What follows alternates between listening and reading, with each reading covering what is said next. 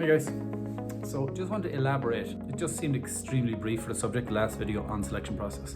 And I want to do a little bit on the first part of the physical selection. So we've decided our horse to go down to the stable. You see immediately three things, and they have to pass three things. They have to have size, they have to have scope, and they have to have strength. Okay, so size is basically their height at the wither.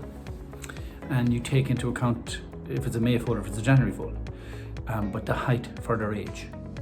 And the length of their legs. Horses' legs don't grow from when they're born.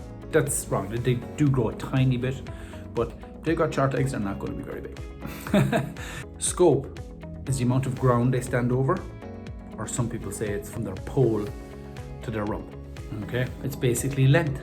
So it's height by length, and the last one is width.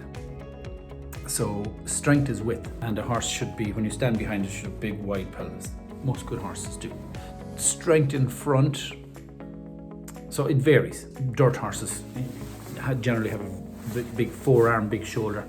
Sprinters tend to have a big ass. Width of the pelvis isn't as important to that. Stride length, scope is more important. So when we're buying breezers, we want strength. Okay, it doesn't stop them being a good horse. It doesn't stop them going on further, but it's very important. And there's a saying that a good horse is like a wedge on the grass. This is a very European thing. They're wider in front and they're narrow. Not narrow, but they're not as wide. They're wider behind, not as wide in front. So that's it. They're the first three things.